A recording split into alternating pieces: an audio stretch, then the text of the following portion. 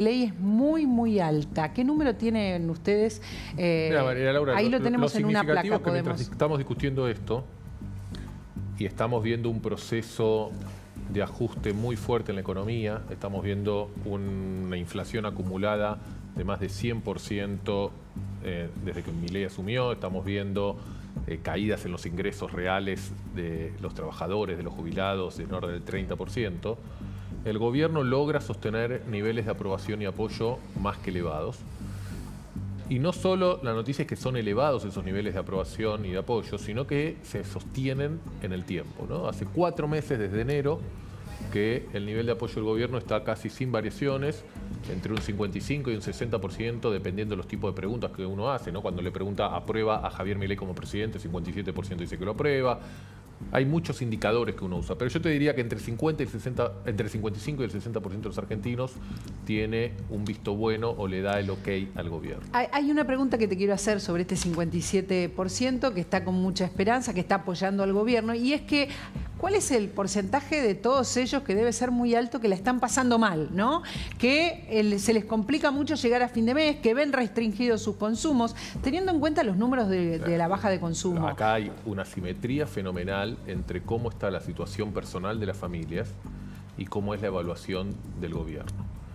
Esa simetría, yo te digo que la hemos visto pocas veces en nuestras series históricas que tenemos, que son de varias décadas ya, ¿no? Tenemos todos los meses medidos. ¿Y qué quiere decir? Mientras la gente apoya al gobierno a esta altura, cuando le preguntamos cómo está su economía personal, está acá abajo. ¿Está bien este número? En términos históricos. 45% de los argentinos no llega a fin de mes, pero tenés casi más del 80% de la gente que dice que la situación económica del país es mala.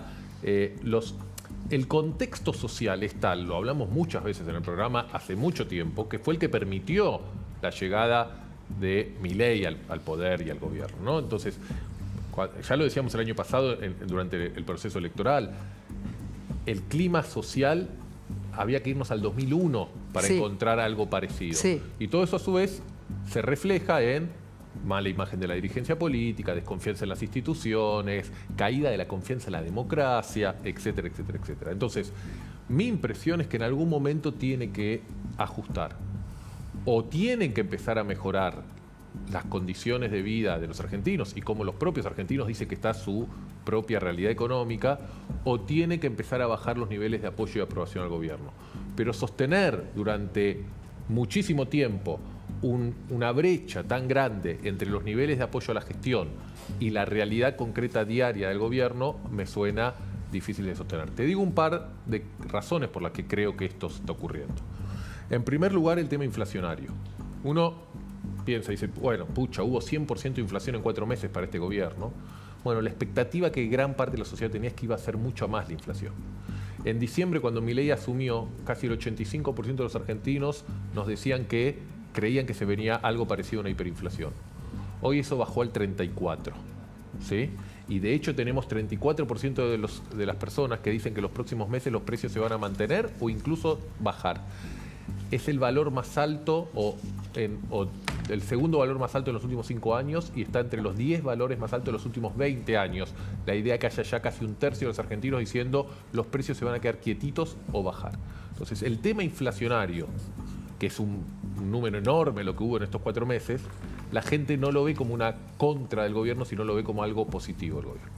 Y el segundo tema surge, María Laura, de focus groups que hemos hecho en estos meses. Y hemos hecho focus groups en votantes que votaron a Milei en la segunda vuelta, pero no en la primera vuelta. Básicamente votantes de lo que era Juntos por el Cambio, que no existe más, lamentablemente, y votantes de Schiaretti y bueno, las otras fuerzas. Esos votantes te califican hoy la situación o el relato que hacen, y muchos de esos votantes son los que están sufriendo estos ajustes y los que estamos hablando, pero el relato que hacen tiene 5 componentes. Número 1, dicen, el país está hecho bolsa. ¿No? Son palabras y términos mucho más duros. Y ahí, dependiendo de la edad de la gente, te hacen referencia. La gente joven nunca vio algo así. Los adultos más jóvenes dicen, esto me hace acordar el 2001, los adultos mayores me dicen el 89 o el Rodríguez o cosas para atrás. Pero el consenso es, el país está hecho bolsa. Número 2, está hecho bolsa por culpa de los políticos. Y ahí entra bien el discurso del gobierno y de Milei. La casta es el culpable de que estemos hechos bolsa. Número 3, Milei es alguien distinto, algo diferente. Claramente no entra dentro de los parámetros normales con los que la gente miraba o entendía a un político. Número 4, y ahí creo que es el elemento clave, surgía hasta hace pocas semanas atrás cuando hacíamos estos estudios, la idea de hay que darle tiempo. Esto está tan complicado y es tan complejo y está tan mal que no vamos a salir de un día para el otro. Esto va a llevar tiempo y sacrificio. Y número 5 es, no lo quieren dejar, lo quieren frenar. Toda esa conjunción de cuadro de situación hace que esta gente todavía le dé credibilidad, le dé crédito, le dé tiempo al gobierno y le sostenga el apoyo. ¿Y qué es lo que más opera en la gente cuando empieza a cuestionarlo al gobierno de todo lo que está atravesando? La idea que el quiebre en la promesa. La promesa era que el ajuste lo iba a hacer la casta. De pasar a que el ajuste lo iba a hacer la casta, Milei en un momento giró su discurso y empezó a hablar de que el ajuste lo iba a hacer el Estado. Entonces ya no entraba solo la casta, entraba el sector público, la obra pública, el jubilado, el empleado público. Y de ahí se pasó a el ajuste lo va a hacer el sector privado. De hecho, lo que decía Hernán es cierto. Digamos, en muchas de nuestras encuestas, a una pregunta la gente dice, yo estoy haciendo más sacrificio que lo que el sistema político está haciendo. Entonces, yo creo que ahí es potencialmente un talón de Aquiles hacia adelante en términos económicos. Después hay otro sector social que todavía está bastante anestesiado, que todavía las críticas no entran fuertemente por ahí, pero que empiezan a levantar la luz de atención por el tema institucional. Yo creo que es un público más particular, más específico, más clase media, media alta, ex votantes o votantes de Juntos por el Cambio o muy identificados con lo que puede ser seguidores del radicalismo, de la coalición cívica, pero empieza a haber algún tipo de alerta, insisto, todavía muy anestesiada, de temas institucionales. Y eso tiene que ver con agresividad hacia el periodismo, hacia los medios de comunicación, hacia desconocer y reconocer el rol y la representación que tienen otros sectores políticos y hacia el tema de nombramientos en la Corte Suprema. Que en la encuesta que hicimos, 60% de la gente dice no tengo información suficiente para saber si estoy a favor o en contra del nombramiento del hijo, pero del 40% que sí opina, solo una minoría muy chiquita, el 10% dice me parece bien y hay casi un 30% que dice me parece mal. Eso yo te diría que es un poco el mapa de la situación de la opinión pública a 4 meses de la gestión.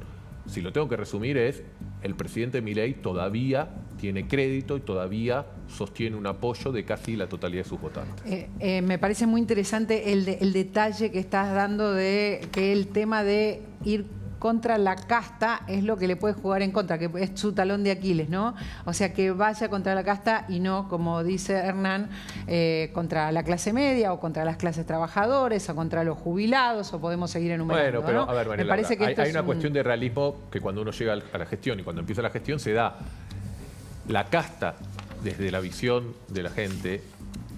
En la realidad, el ajuste que se puede hacer sobre la política y sobre los privilegios de la política es muy marginal en términos del volumen que necesita. Entonces sí es cierto que el ajuste iba a recaer sobre las clases medias, con mayor presión impositiva, que se va a empezar a discutir ahora en la ley ómnibus, con aumentos de combustible, con aumentos de servicios, con aumentos de prepagas. Sí es cierto que el ajuste iba a caer sobre los empleados públicos y sobre los jubilados. Lo que no era tan cierto y mucha gente empieza a ver con preocupación es que eso no esté compensado con situaciones de ajuste o pérdida de privilegios de lo que Milei llamó la casta. Dejamos esto abierto, ya sé que querés contestar, Hernán, pero estamos con